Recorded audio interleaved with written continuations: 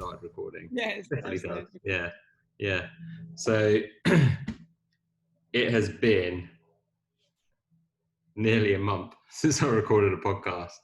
It's 2 days short of a month, and there's been a multitude of reasons for that. Part of it is that I have needed to have a rest of everything. Part of it is that I've just not had the time because I've got a lot of other stuff going on. And part of it is that I could not be fucked. I'll be perfectly honest. This is putting it simple. I couldn't be fucked. I just needed an absolute break from a lot of life. And a lot's been going on over the last month. Some good, some bad. We're going into another fucking lockdown. I'm wearing sunglasses because it's really, really bright outside. Like, if I take them off, my tiny eyes would be really tiny. So you see why I'm wearing them.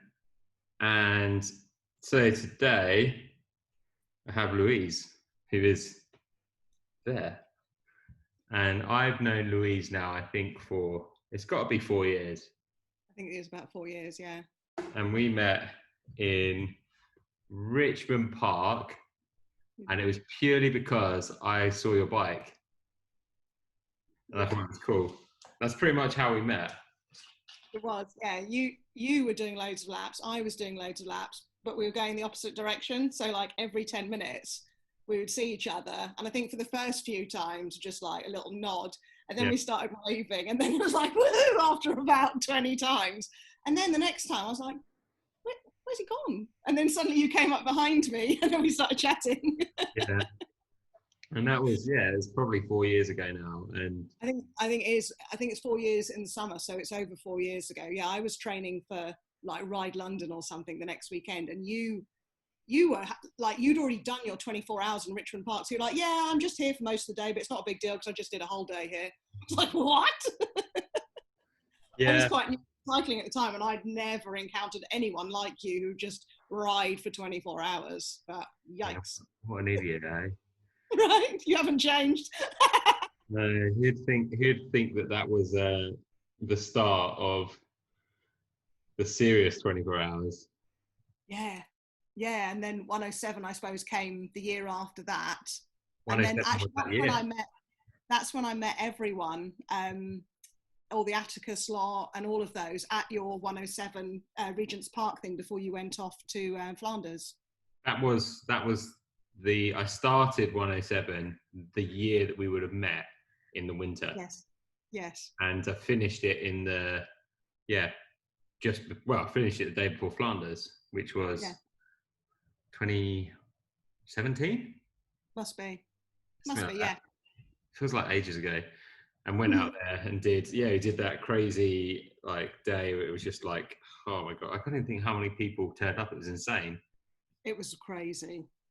I've never seen Regent's Park so busy as it was on that day. But then again, I do not ride in Regent's Park very much since then.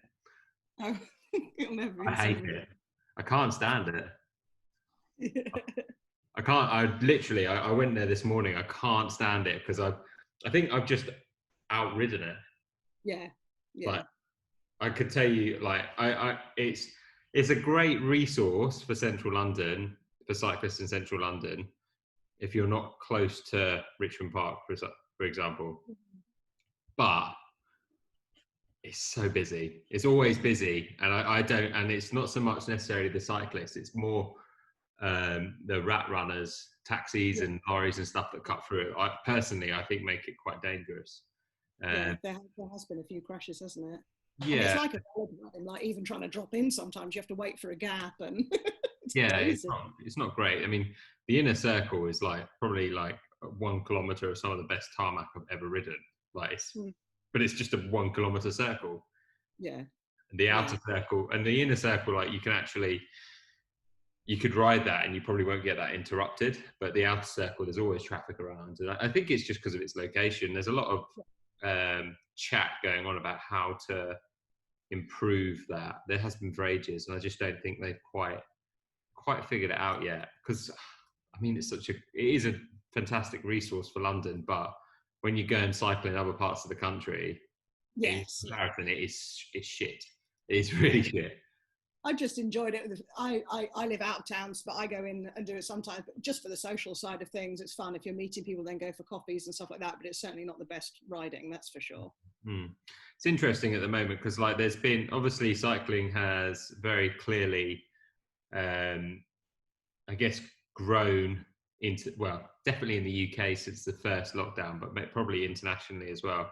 And like, I look at it that there was that big growth in 2012.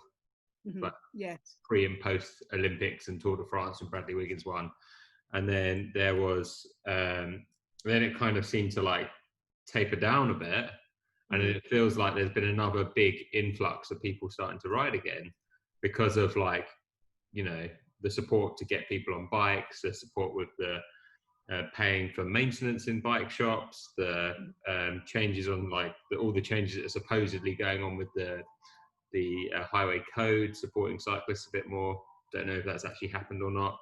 And then in London, how much of London has been turned into cycle lanes, or for example, the road which for me that I would ride if I went to Regent's Park, which is along past King's Cross Station in Euston, that's got a dedicated cycle lane in it now with bollards to protect you.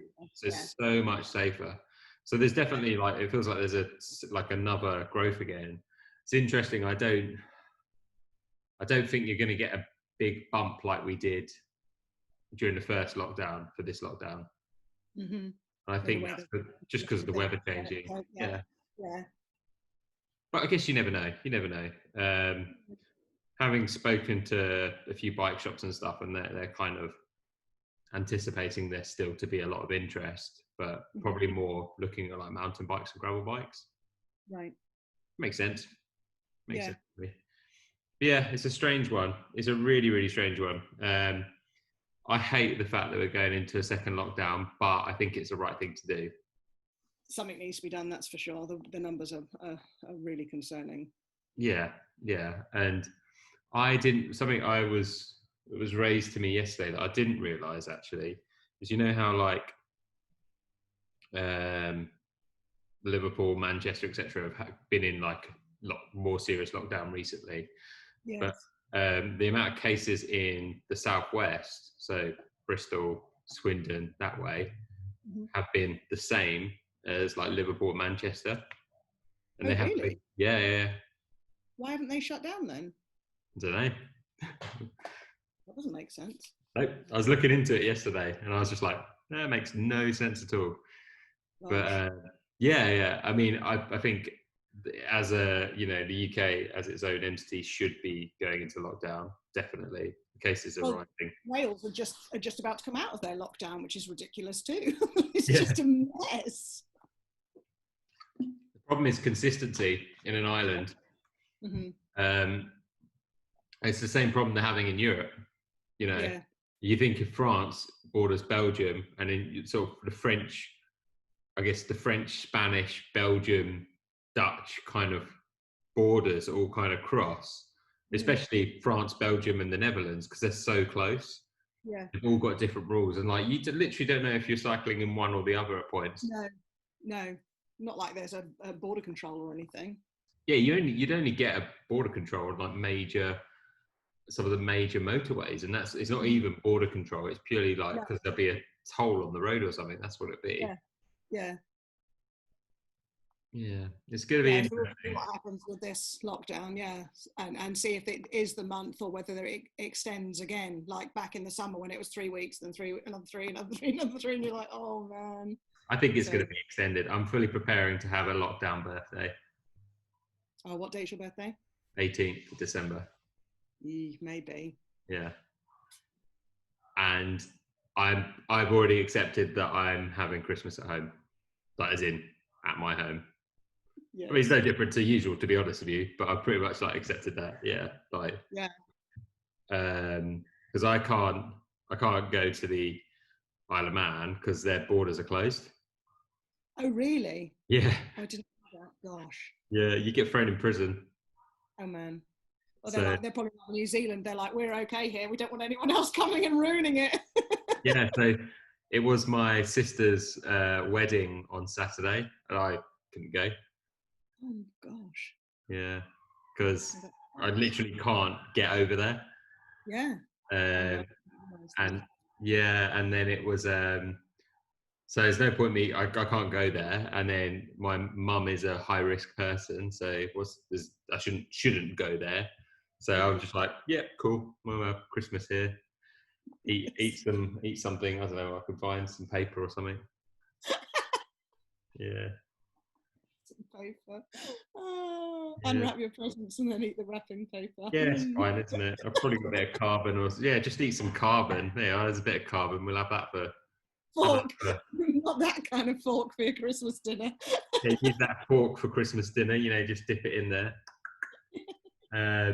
Yeah, so I don't know. It's gonna be interesting. And anyway, on that note, let's Yeah. talk about Internationelles. Yes. Now, So, you're yeah. the best person to explain this, so I'm not going to try and butcher it. So I'm going to let you explain what Internationales is. Okay. Well, I'll start from the beginning. So Internationelles, we formed last year, 2019, because basically there's a French group called Donnons des Ailes au Vélo, which is a group of women that ride the full Tour de France each year, day before the men, in basically for equality, because there isn't a women's Tour de France, and there's a massive gender gap in cycling. So they ride it each year, and each year they open up to applications for people to join the team. Last year, so many non-French people joined, they actually put us all in touch with each other and said, why don't you form your own international team to ride with us? So that's what we did. So a few of us were interested. A few people who had applied then couldn't do it because it's quite a big commitment to, take the 3 weeks in France and all the training that was in it. Plus, we were completely self-funded. So it was a massive commitment. So not everyone who'd applied to the French team and who was international wanted to be part of the new team. But there was a few of us, and then we kind of roped in some extra friends and stuff like that to make it a viable team. So there was 10 of us, 10 riders, and we had 4 support crew, which basically filled 2 vans. And that's what made the logistics make sense for most cost-effective option for getting around the full route. So we actually met for the first time in Brussels for stage 1 of the tour, because we're from all over the world. I knew a couple of the British riders, and I'd met in France the American rider and our road captain, a French guy at the time. Mm-hmm. And but apart from that, we didn't know each other. So it was pretty interesting, like going into that kind of thing with a bunch of strangers, like a major social experiment of like, here's pretty much the most tiring and stressful thing you could ever do in your life with a bunch of strangers. Yeah. But it was incredible. So yeah, we did really well. We completed the full tour. And we actually rode further than the men did last year because a couple of their stages were cancelled. In fact, I think you were out in France at the time, weren't you, when there was that massive landslide and the crazy weather. We went through that. Yeah, I was out there watching the stage before the landslide. Okay. It had like 3 massive hills in it. Yes. And it was a stage at Quintana one. Galibier, Izoard, Col de Var, that one. Yeah, that one. That was bad, that stage. That was a long day. Yeah, I was out there for that stage, and then I was coming back the day which was when the landslide was. Yeah. It was crazy. So we'd come off of Col d'Izoard, which was I think that's like the highest paved road in Europe or something. It was mega. So at the top of that, it was snowing. At the bottom, it was 40 degrees. But at the bottom, even then the weather just changed, and the rain as we were riding up to Tignes was just horrendous. And then when we finished it, we got in our van to do our transfer to the next stage, and it was hammering on the roof of the van so loud. Yeah, it was serious. But then it rained all night, and then I think that's what caused then the mudslide the next day. But the next day we were then on the next stage, which was also massive. and that was cut short for the pros their next day as well. So they never did the, I think it was the Cormet de Roseland or something like that, they just cut that out. And that was a 30-kilometer climb. So I think we ended up climbing 50 or 60 more kilometers than the guys, 2 more mountains. And yeah, we got a lot of people talking about the whole reason why we do this, about the whole equality in cycling thing. And the most interesting thing is so many people don't realize there isn't a women's Tour de France. They just presume that they haven't watched it or they haven't heard about it. And then you say, no, actually, there isn't one for varying reasons. Originally, they were saying women weren't capable and stuff like that. And now that's no argument at all, because if a bunch of amateurs like us can ride the full Tour de France, of course the professionals can. So there's all sorts of, excuses about, logistics and sponsors and stuff like that. And it is tricky because who's going to sponsor something that has no coverage? So it's a whole load of stuff that needs to be addressed. And the ASO keep, hinting at, we'll do something. But they just don't give any details about it at all. So it's just like, well, that's just saying it. You're not actually doing it. So we're going to be riding again next year. So yeah, I've completely skipped this whole year. So this year we were due to ride the Tour de France again. And then the COVID's happened, which put everyone's plans into complete turmoil. Yeah, tell me about it. Yeah, so it was a real tricky one, and we've got half new team, half last year's riders. People couldn't all commit to doing it again this year. So we've got 5 new riders, and we're based all over the world again. We've got a bunch in America, Australia, UK, Netherlands. So we're all over the place. And we hoped actually when the Tour de France got pushed back this year that would give us, another, I think it was about 10 weeks it got pushed back. It was a couple of months anyway. Yeah. And we thought, that'll be time for, coronavirus to do one. But it wasn't enough time for it to do one. So we had the travel issue with our American riders couldn't even get into France because they locked the borders to US citizens. Yeah. We would have had the issue of the Brits having to quarantine when we got back. Our Australian rider would have had to have quarantined at her own expense at the Sydney Hotel Airport on return for 2 weeks. So all of us were just like, oh my gosh, this is a nightmare. And is it actually the right thing to be seen to be doing, tootling around France on our bikes during a global pandemic, chatting about equality? So we were like, let's go for a plan B, which is when we decided to just do something else within, government restrictions from home in a much safer environment, but still trying to do something to be able to talk about all of the equality, messages that we've been shouting about all along. So we started at the same time as the men, and we covered off the full distance of the Tour de France on a relay on our turbos. So the UK riders, 5 of us all met up in Wales. We had a base there, and then we had our 3 riders in America, 1 in Holland, Netherlands, and 1 in Australia. And we just did it round the clock till we completed the distance of the tour, which was 3,400 kilometers. We did it in just under 100 hours, which was pretty cool.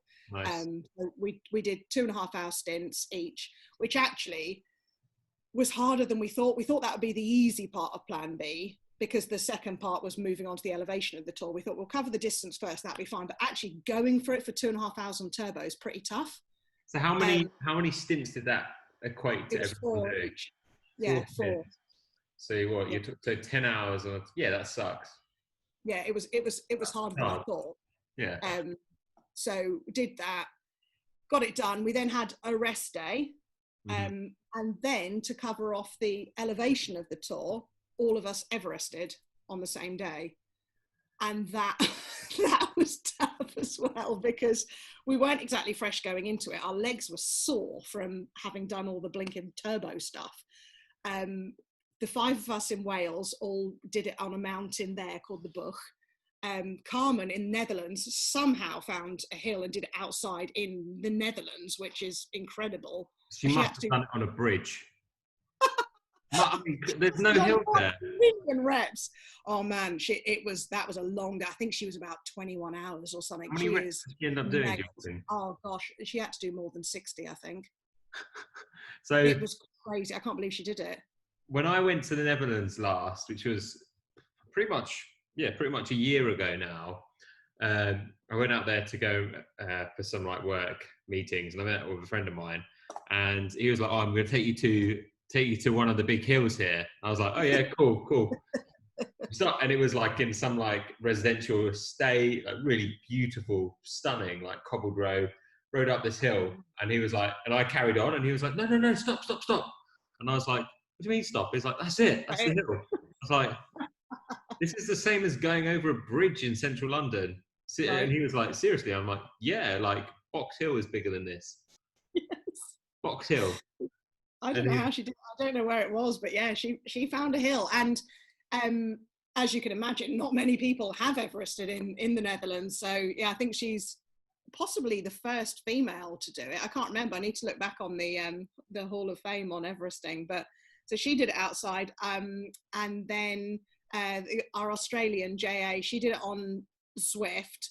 But because she was like, I'm never doing this again, I might as well tick off all the achievements, she carried on and did 10,000 meters to unlock that Everesting achievement. And then our Americans, the two Texan girls, Michelle and Heather, they both did it on Swift, but didn't go for the 10,000. But Jen, our Californian, had an absolute nightmare. She was doing it in somewhere near Hollywood outside, but it was on the day where there was all those crazy fires, and it was a yeah, million degrees. So she nearly melted into the pavement. And I think about halfway through, she was like, "Man, I'm either going to die doing this, like, or I give up." So she actually went home, got some sleep, which is against the rules, but she was just like, "I can't do this," and then went back the next day and did some more. But yeah, so all of us Everested, the bunch of us in Wales, we did it in just under 17 hours. And I picked us a hill. I don't know if you know, do you know the book? It's in the Dragon Ride, if you've ever done yeah. that one. It's It's like beautiful. 3 ways up it though, isn't there? Yes, exactly. So I wanted to do that hill because I thought it was a good one, and looked at the different ways up it and chose the one that had the longest way up, just so you could get into a good rhythm, and it was a steady gradient. One of the ways, although it was a beautiful way, the other side, it had a section in it which is like 15%, and I just thought, after a couple of 100 kilometers, that's going to hurt. So our one was an average of 5-6%, which actually you can do forever. So even though we had to do more kilometers, we had to do 330k, like going up and down for the whole thing, but it never got to a stage where you couldn't turn your legs anymore. So it was good, and it wasn't a technical descent, and it was really open and beautiful. So I actually really liked it, but I paced myself. I dropped back a little bit. I was struggling to eat, so then was just doing like, carbs in the bottle instead of trying to eat actual food and stuff. And once I stopped like panicking about it all, I actually just enjoyed it, and we all had a really good time. We all finished within about half an hour of each other, which was cool because I thought we would be more spread out than that. But Yeah, that's really good that you'll finish quite close, because I didn't know who like who was first out of the five. Jess and Lucy Of course. finished together, but actually I don't know if it probably would have been Rianne and Jules, but they had major mechanicals. Jules' bike just completely broke. Her Di2 occasionally will just drain instantly, and then other times lasts forever. Hers completely busts. So although she was in the easiest gear for going up, she was then actually really struggling to pedal going down. So we tried to fix her bike for a bit, and then Rianne's cassette on her bike came loose. So they had a couple of absolutely terrible mechanicals, which luckily we had Lucy's husband Mo is pretty handy as a mechanic, so he was there helping. Rob had his bike there too, so Jules ended up doing more than half of the Everesting on Rob's bike, which probably what, a couple of sizes too big for her. Oh, at least she's tiny. She's short like me, and yeah. So I mean, she was on the wrong bike, but she just wanted to get it done. So she suffered afterwards, being we were so uncomfortable for so long, but still managed to do it. But yeah, so Jess and Lucy were nails. They were like, right, let's get this done. Whereas I was watching my heart rate and I was watching my watts, and I just thought, I really don't want to overcook this. So I think I'm really cautious, and actually Lucy says I'm a sandbagger, which she's fairly accurate with that. I hold back just in case. And then when I finish stuff, I'm fresh, and I'm just like, oh man, I could have given it more, but I just really wanted to enjoy the day and make sure I finished. And I didn't want to burn all my matches early on. So yeah, but it was all within about half an hour of each other that we finished, which was pretty cool. the thing is as well, like you're better off. I probably sit on the side of you're better off feeling fresher at the end than feeling Yeah. fucked at the end And then because not like you want, it's not something you're going to do every day at the end of the day, and you want to enjoy it. no. Yeah. Yeah. It was an amazing experience. I really loved it. And yeah, I was happy it was over. And it was a long day, having seen sunrise and then sunset on quite a long day of the year, but it was amazing. I loved it. So, what would be your tips to someone who wants to do an Everest?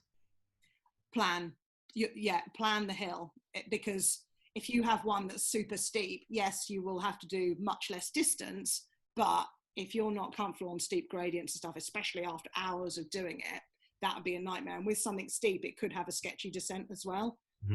So choose the hill that suits you, and support team. We had Lucy and Mo had their camper van at the bottom, which had a toilet in it, which was amazing, and food and stuff like that. And then we had people at the top as well, just marking off the laps and giving us cheers. And a few people joined us during the day for support and stuff too, like riding up and down with us. So yeah, I think research it, have some support if you can, even if it's just your car parked up with loads of stuff in it, because you think about all the stuff you want to eat on the bike and how you're going to fuel yourself on the day. You must know yourself as some of your major endurance stuff.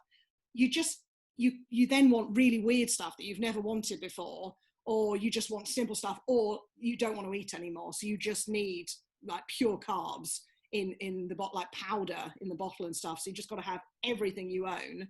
All the outfit changes too. Like, remember when you did that 24 when it just pissed it down, and even though you took all your clothes, you were out of clothes within 5 or 6 hours. That would have been 2017 National 24, where it was July. It was July, and it was -4 at night, and it was a storm, and it was hailing and raining. And yeah, I ran out of clean kit. I ran out of dry kit, and I got pneumonia. So I took everything. I literally took all the kit I had. I took, I think, 3 skin suits and about 5 or 6 different jackets and like every bit of winter kit I had. And because I knew the weather forecast was going to be bad. And I pulled out, I think, after 18 hours. Yeah, you did most of it. I remember at the time just thinking, oh my God, what has happened to the weather? I was fucked. Well, I made, as I say, I got pneumonia, and then that progressed on to shingles. Oh yeah. Yeah. Oh God, we were ill all over Christmas I and was everything, weren't we? very, very poorly until really probably I think March. Because the shingles came on. I got that diagnosed the day after my birthday, so 19th of December. I went to the doctors and they diagnosed it, gave me some magical tablets, which it's like 10 days worth. And if you caught it early enough, they would help massively.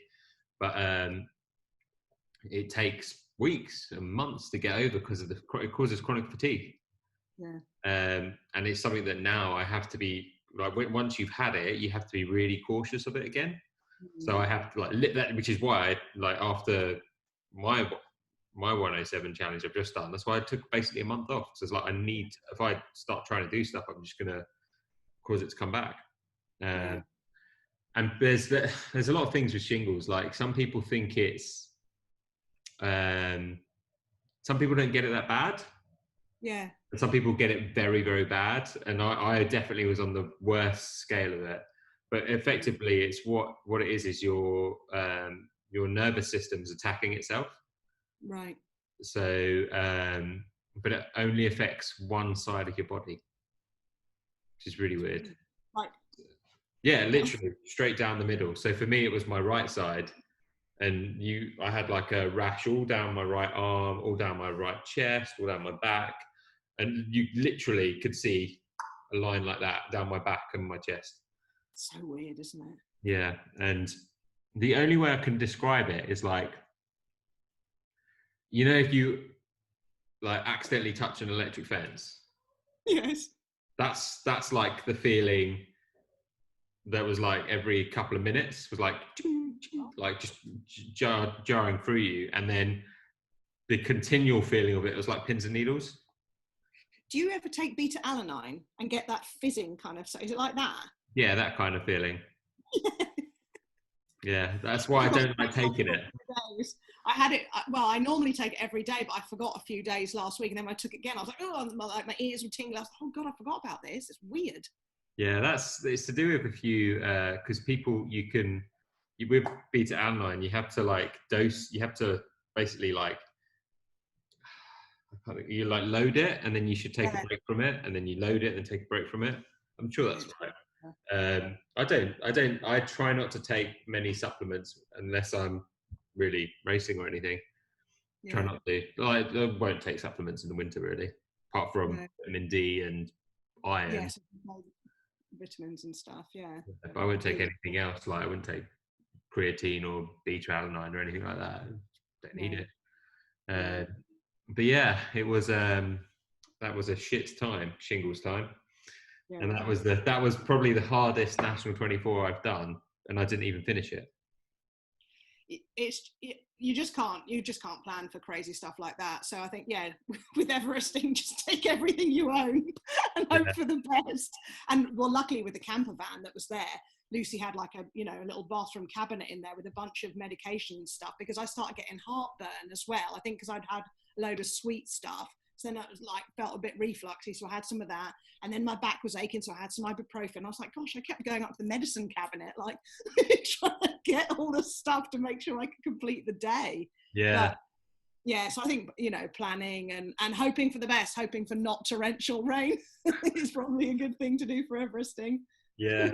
What about for long term? I know you like me are a turbo fiend.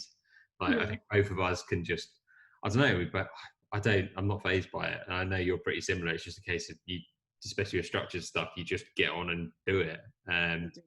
What are your like little tips for people who are maybe, especially going into lockdown again, and then secondly, going into winter? What would the tips be on that? A combination of stuff. One, Netflix, TV. I have my turbo set up right in front of the telly just to take my mind off it, because it's incredibly boring. Even with Zwift, with all its gamification and stuff like that, you don't want to just sit and look at that for hours and hours. So I watch stuff on, documentaries or films or whatever on TV. This morning I was watching the crazy US election, like what is going on here? And good shorts. Chamois cream. I only use it if I'm doing a long session or something. But proper padded shorts and stuff. I wear Attacus like you do, and there's no problem at all with them. Just so you're comfy. Make sure your bike fits you properly. All that definitely would help. Otherwise, sometimes you can get like pins and needles in your hands, or saddle issues and stuff like that. And then just build up to it. Really, I couldn't have spent hours on the turbo the first time I got one, but just now built up to it. I don't love the long ones. Even now, I've done some major long ones, and I still get a bit daunted by it. Get all your stuff ready beforehand as well. Actually, that's a pain if you have to get off to go and get more water and stuff like that. So I'd line up all the bottles next to me. I think I'd need, and then just get it done. I think my biggest thing for it is I have this thing which I explain it to a lot of people about, what I call barriers to completion. Oh yes, okay. So anything that's a barrier to completion of a task, whatever that task is, whether it is I don't know what, writing a book or something, whatever it is. So in the turbo, barriers to completion for me is having a bike already in the turbo. So I permanently have a bike in the turbo trainer, because it means that I don't have to set it up. I can just jump on it. I don't have to think about it. Having the whole setup there ready and done, because then it stops you faffing massively. Yes. And if I need to do, and like it means you can delay a session from start. Say like you get up in the morning, you're trying to do one before doing some work, and it's there. Like literally, my turbo is next to my bed, so. I literally get up in the morning, plug the laptop in, set it all up, make a coffee, have some food, go. It's the best way. I find myself procrastinating way too often, and I've got little boys at school, so I'll go and do the school run, and the best time to do it is as soon as I've done the school run, get on, but I inadvertently start doing some work, or I go and do something else. And then before I know it, it's lunchtime, and I think, oh, I need to have some food, so I'll do that. And then before I know it, it's the school run again. And then I think, oh gosh, and then I'm in the evening after they've gone to bed doing it. So I'm on my turbo at 9 o'clock at night, which is just awful. It really is dumb doing it. But I let that happen way too often. Procrastination is bad. Yeah, I'm pretty insistent. If it gets to anything much later than 8 o'clock, I won't do it. I just won't do it in the evening, because then I'd rather just reschedule it, just do it another day, and go, okay, this has become a rest day, move it across. Because otherwise, I will. Say for example, I've got a turbo session tomorrow, and I did it at 8 o'clock, 9 o'clock, and then the next day, for example, tomorrow I've got an hour and a half session, which is basically intervals. And what day are we on? And then Friday I've got like 3.5 hours. So if I end up doing an hour and a half really late, that 3.5 hours is going to be shit quality. It is, because it'll only be like 12 hours later or whatever. You get the recovery in. So and then basically so what I would do is I would just go, okay, I'm shifting everything back a day, and then just lose a rest day. Which is not ideal, but that's the situation you have to be in, I guess. Cool. The other thing I wanted to talk about, so we kind of covered what Internationelles is, which is, if you do not know, follow it on social media, all that jazz. I'm going to put links in wherever the fuck I put them, somewhere. And you kind of covered what happened this year, which was a very strange year, definitely. And then, so we had the Tour de France route presentation 2 days ago? On Sunday evening. It was meant to be last Thursday, but then because France is messed up with coronavirus and stuff, they decided to just do it virtually online on Sunday night. So I was pretty excited to watch it for a couple of reasons. One, to see the route that we would ride next year, going on our campaign again. And secondly, to hear about this famous 2022 Women's Tour de France that we've been hearing about. The Women's Tour de France. Cool. So they've been saying, the UCI have mentioned it. ASO hadn't said much about it. So I thought, this will be a great opportunity for them to tell people about what they're doing for women's cycling and stuff. And so the presentation was an hour long, and they dedicated 31 seconds to women's cycling. So what happened in that 31 seconds as well? They said there will be a Women's Tour de France in 2022. And that was all that was said about that. They said it'd be a stage race. So I don't know if that's 2 stages or 10 stages. I very much doubt it's going to be 21 stages like the men have got. But that was all they said, a stage race in 2022. And then that finished. And then later on in the presentation, they mentioned La Course, which is the women's equivalent. And they confirmed that next year it's just 1 stage again. And it's not even the full stage. It's like 5 laps of the Mur de Bretagne or something. So the thing with La Course is, it's always, I feel like it's just always been a bit of a joke. It's a box ticking exercise. It's like, we've done women's cycling. It's crap. It's basically a crit race when they've done it around Paris, or this year it was meant to be around Paris, and they actually changed it to be that first stage in Nice. And the race was unbelievable. It was, a proper close finish, and Lizzie Dinan won and it's always amazing, but it's never enough. They get less than 3 hours racing, and the men get 3 weeks. How is that fair on any level at all? The other, do you know what I think one of the other big problems is the fact that the Giro Rosa is the same time? Absolutely. So the Rosa gets no attention at all because everyone's watching the Tour de France. And actually this year, it got no coverage at all, which broke the UCI guidelines. So the Giro Rosa has been booted off the Women's World Tour list next year. So, but you know what? Being on at the same time, if they did it properly, it could work well, because everyone's so obsessed with cycling at the time because the Tour's on. If they worked the coverage properly, you could go from one show to another and do it. But because they can't be bothered, and because maybe people aren't shouting enough for women's cycling, that they're not doing it. So that's what we're trying to do too, is we're letting people know, did you know there is no women's Tour de France because of all these reasons, which are, pretty much rubbish. And this is what you can do to help. And it's watch the races when they're on, go to races if you can, talk to your friends about women's cycling, and just make women on bikes being a more normal thing, from grassroots all the way up to pro level. We just need help every step of the way, unfortunately, because it's so far behind the men's sport. Yeah, and I think the thing as well, like how I see it is like the women's racing is often much more interesting to watch. So often it's way more aggressive, not so, I mean, it's definitely very tactical, but it's way more aggressive and it's way more like racing. It probably isn't, but it comes across and it's much more racing on feel, and like attacks just happen. It's like watching, if you watch like the under 23 world champs, men's and women's, they don't have radios. It's a similar sort of thing, and so those races are always just like bam, bam, bam, bam, bam, attack, attack, attack. I think because the women's races are often so much shorter, there's none of the pissing around in the middle. Some of the men's races are so long, they'll start off and they'll just dwindle around really until the last, 10K or whatever, and then an attack will happen. Whereas the women are racing from the gun. Yeah. And it is incredible. And breakaways happen all the time, and then chasing groups, and it's brilliant to watch. It really is. But sometimes it's just so hard to watch because it's just not televised. Or if it is, it's just harder to find. Even during the World Championships, the men's race was on BBC and the women's race was on the Red Button.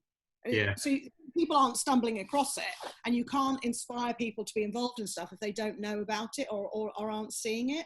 You have to make it as easy as possible for people at the end of the day. People are lazy. Yeah. You need to make it as easy for people to find as possible. And being on the Red Button what I was saying earlier about having these barriers that stop you doing things. Yes, having to find something on a freaking red button on a TV remote is a barrier.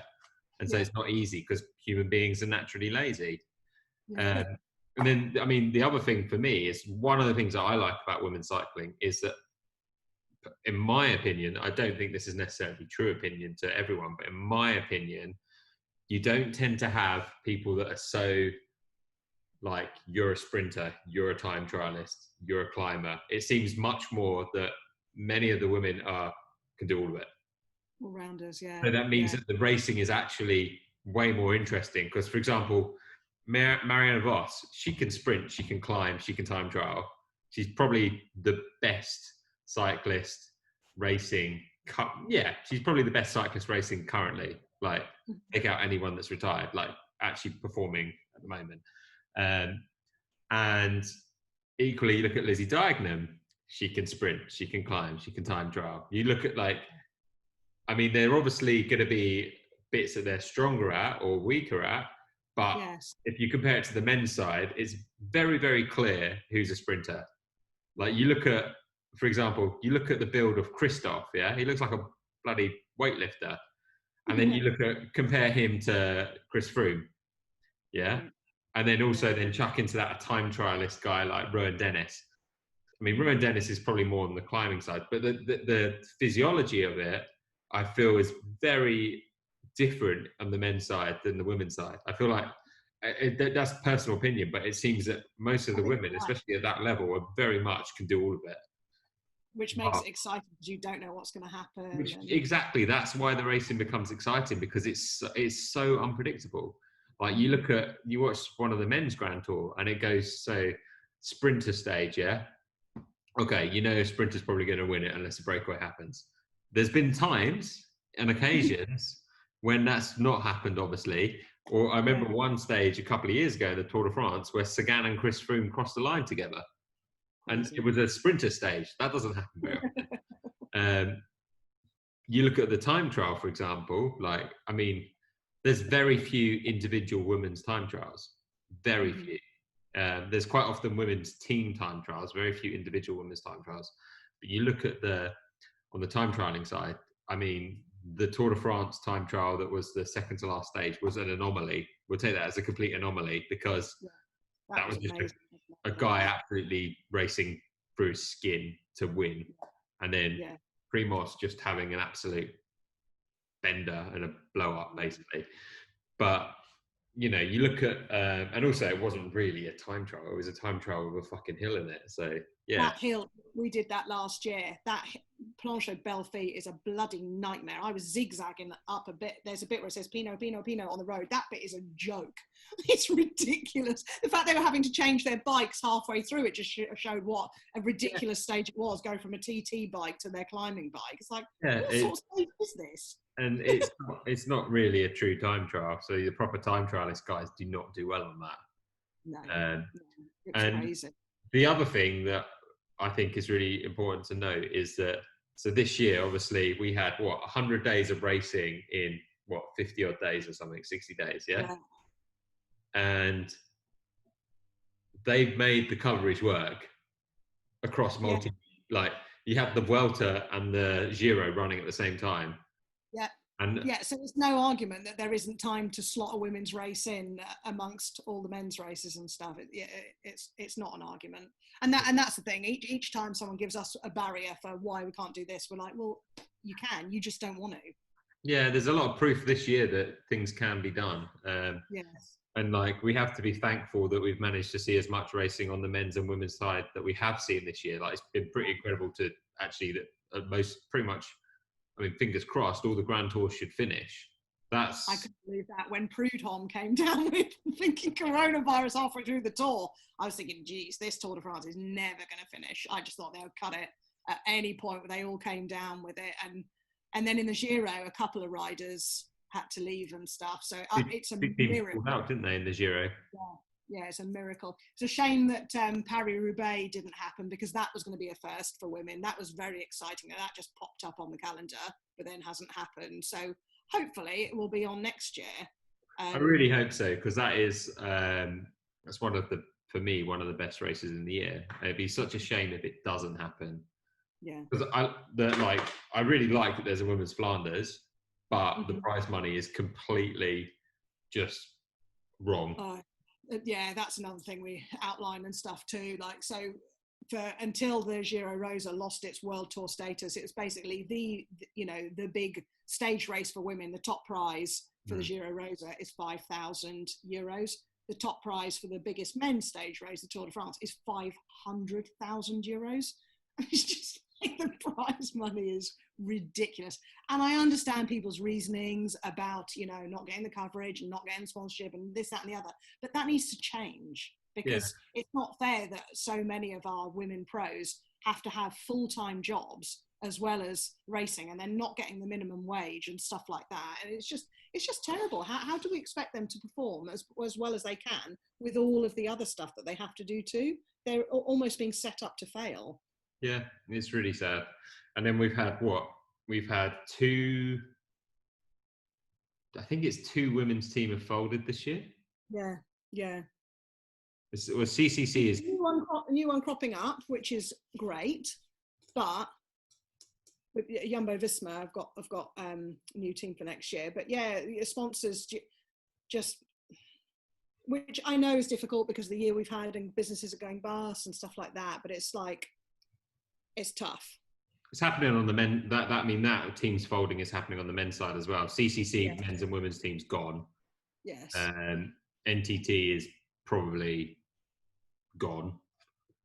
They've not found a new replacement sponsor. There's a lot of riders that are out of contract. Yeah.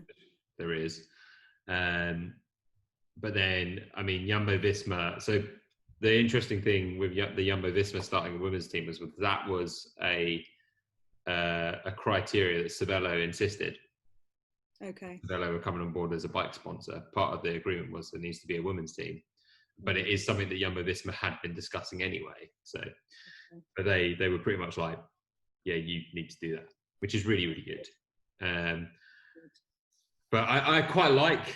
I feel that it is right that teams should have a men's and a women's team as well. Yeah. It would be great if Ineos would do that as well. They lead the way in so many areas that they should have a women's team. They really should. They should, 100%, because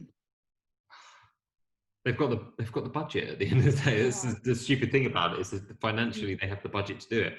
Jumbo Visma, part of the reason that they've been able to do it is because their budget is, I think, maybe a third of Ineos's.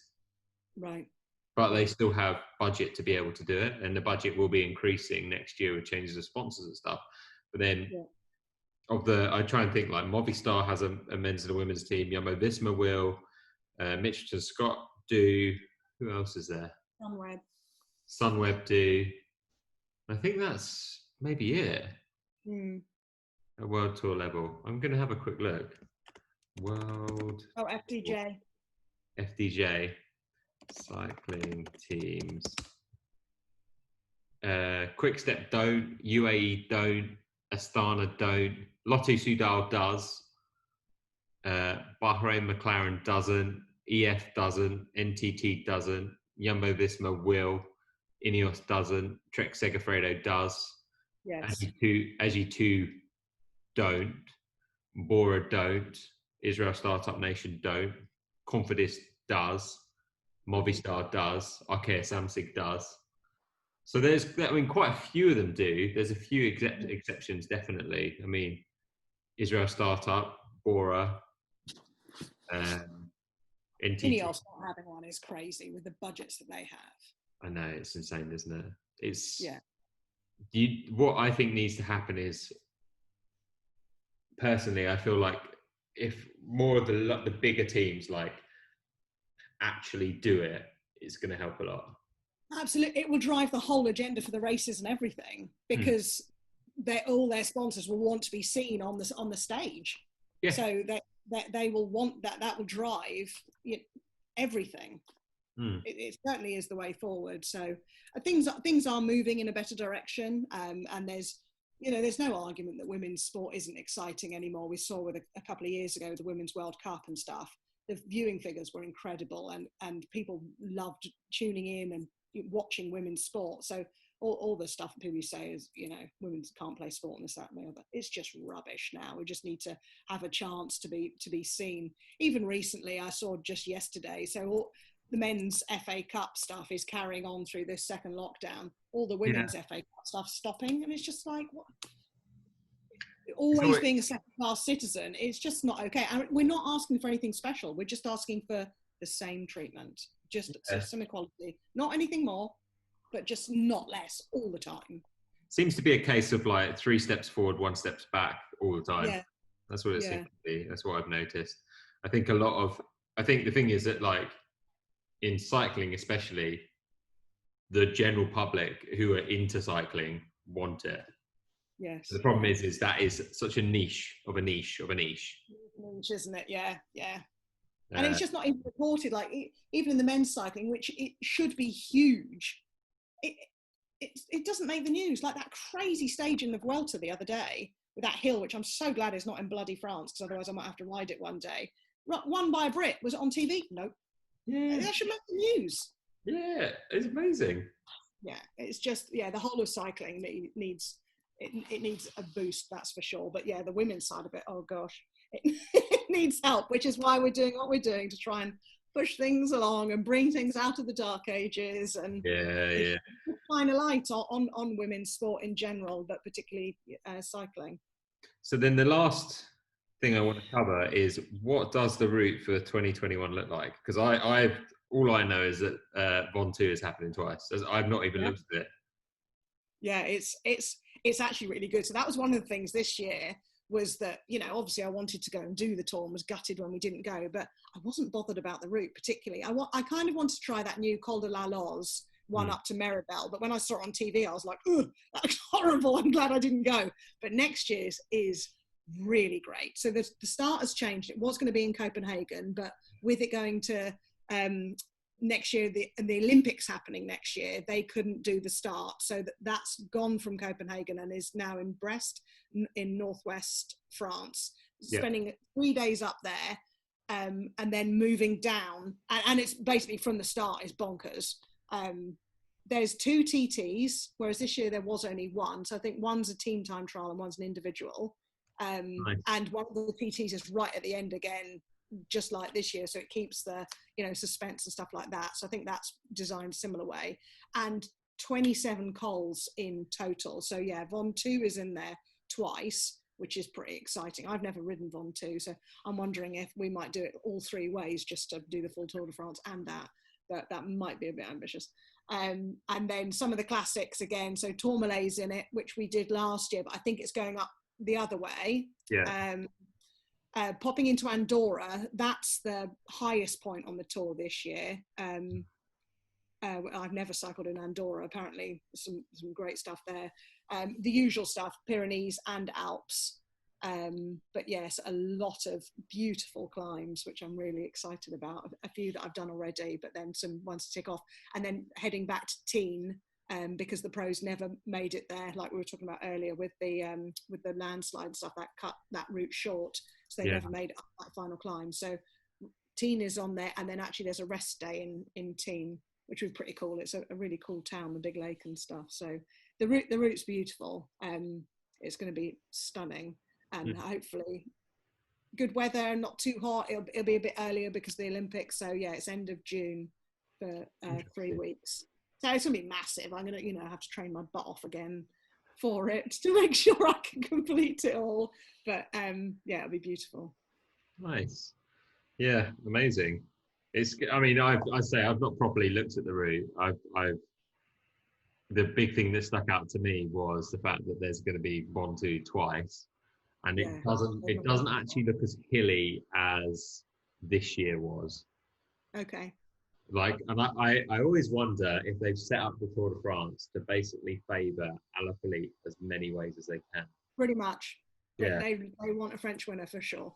What, has it been 30 odd years or something stupid like that? Yeah. It must be bad. Yeah, I'm sure that's what they did this year, and then I'm sure that's next year as well. I don't know what the total amount of climbing and stuff is, but yeah, actually the Von 2 stage worries me a little bit. It's a downhill finish, so they go up. There's a col before it. I can't remember which one it is now. Then up Von 2, down, then kind of round a little loop, and then up the classic Von 2 way for Bedouin. And then down, and the finish is at the bottom. I'm just like, oh god, I hate downhill. Like the descent is it's just so dangerous. That descent. So if they're going up to, I've got it in front of me. So Chalet Reynard, you go up to Chalet Reynard.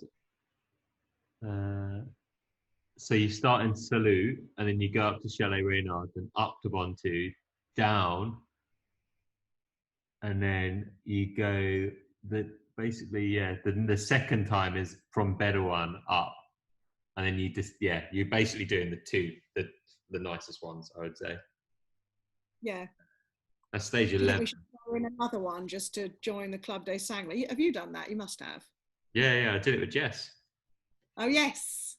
Oh yeah, the day you were going to do it, it was so windy, like your bike's flying away, so you end up doing the next day. Yeah, the day we were going to do it, I was on my S5, which had 80mm carbon rims on it. And I'll say it now, it wasn't my choice. That was George who asked me to ride 80mm carbon rims. Oops. Yeah, and I was quite... Pardon? The cool pictures. Yeah, basically. I was an 80mm on the front and a 50 on the rear, and I was riding a standard crank set on the bike, so 5339 with an 1128 cassette. Oh no, I wouldn't like that. Yeah, I didn't like it. I didn't at all. But I was flying on the descents, absolutely flying on the descents. But I'm a massive convert to disc brakes, and I wasn't riding a disc brake bike. I'm doing that, and I was just thinking, fuck. I remember there's one point, and I think it was a descent going into Salt, where I was like, I'm doing 80 kilometers an hour right now.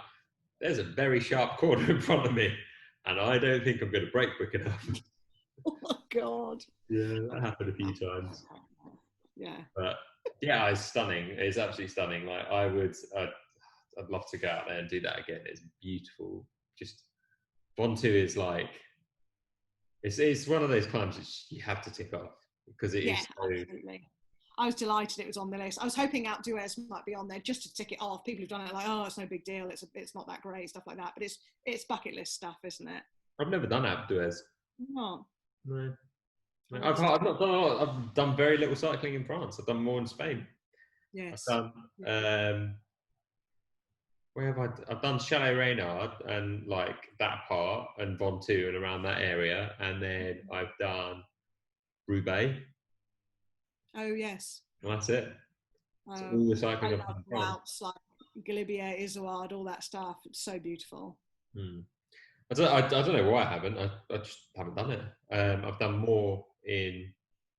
way more in Spain and Italy as well. Way more in Italy. In fact, probably Italy is probably the most. But Yes. Yeah. done Stelvio Oh, cool. 4 times. Have you? Yeah. Oh, I've got to do that. And I remember the last time I did Stelvio, it was me and one of my mates got up really early for sunrise. Oh, So we started in Bormio, which is the base, and it was pitch black. So the idea was to ride up it as the sun was going up. And then we did it at must have been like September time. So it was like, it was beautiful. It was pink. It was like such a pink sunrise as well. Got to the top and there's a little cafe at the top. And you see it on the Giro on that stage. So they go straight past the cafe. And we did it the way in the Giro they did it. We did it the opposite way at that time. Because they went up it, what I would say is probably the harder way to go up. But maybe not as pretty. To be honest, it's pretty both ways. But the way, because we were staying in Bormio, the way that they, the way that they didn't go up it, the way that we went up it, that's basically Bormio is at the bottom of it. So it's like, okay, can roll straight up it.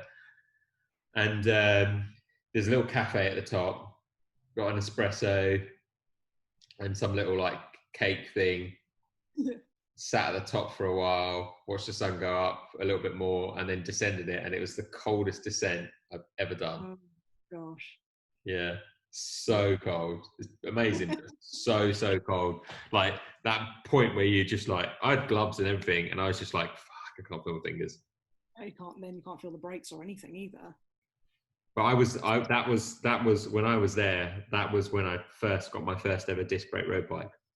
Okay. And I was like, oh, thank fuck for this. Absolutely. Yeah. I mean, I've been I guess I've pretty much been on disc brakes for 4 years. Wow. Pretty much on and off. Yeah. Almost everything now is disc brake. It's so much better.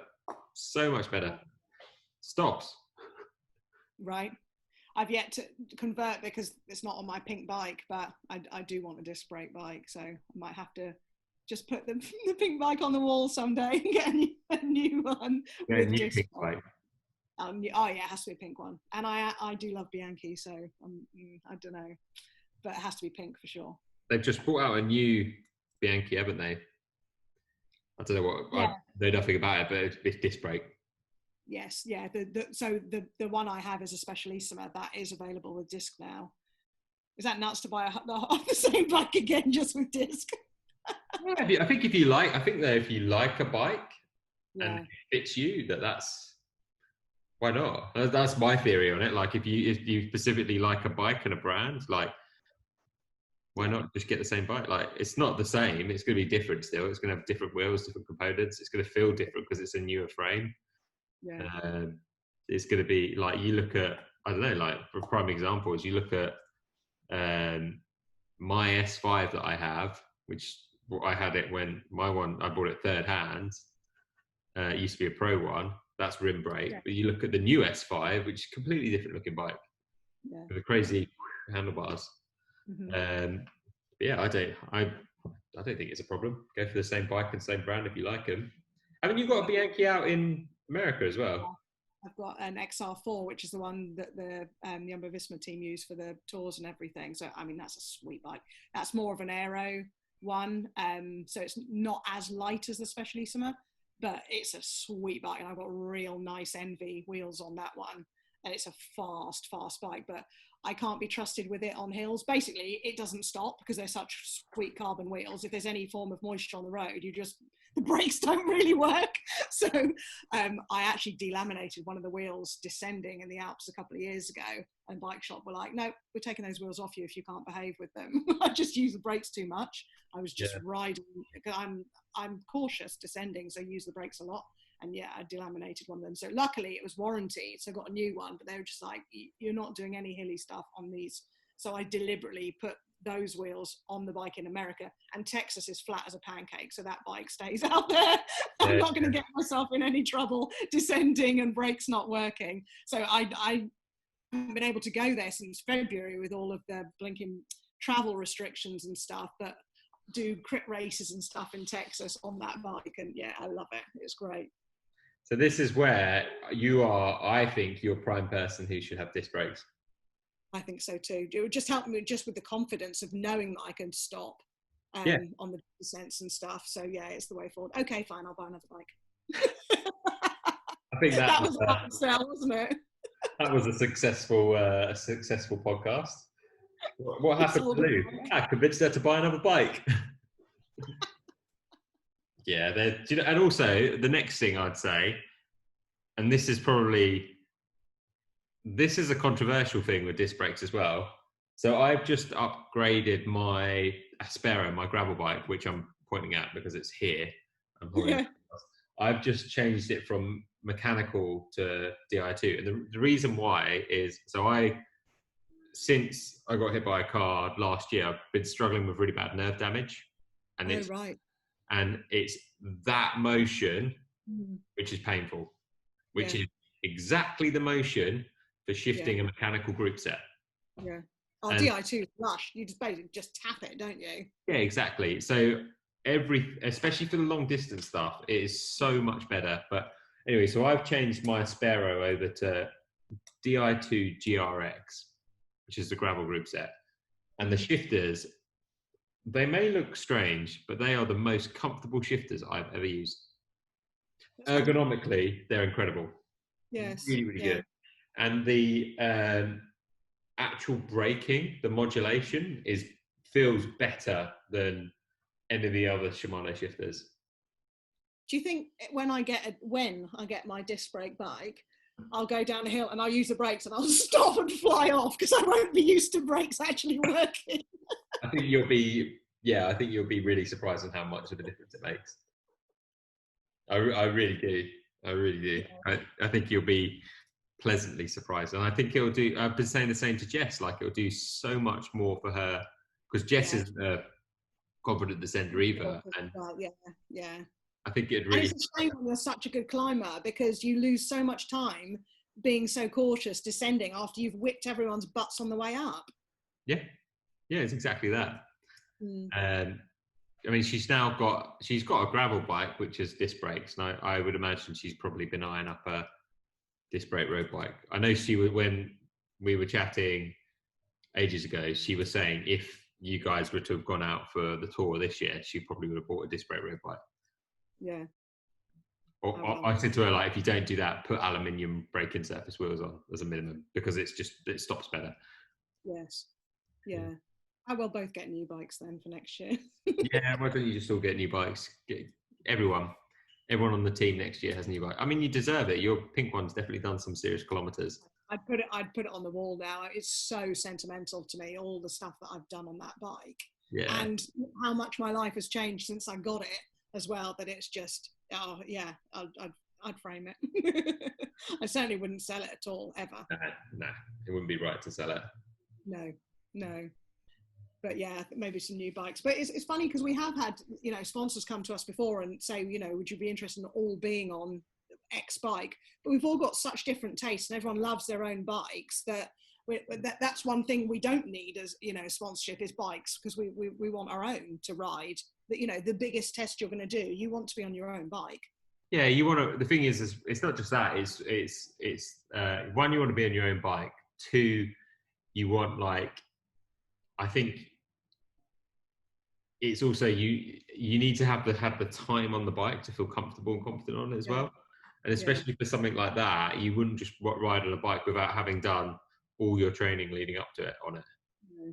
And for a lot of bike brands to provide 10 bikes actually it's quite a big expense for a bike brand, which I don't think people realise.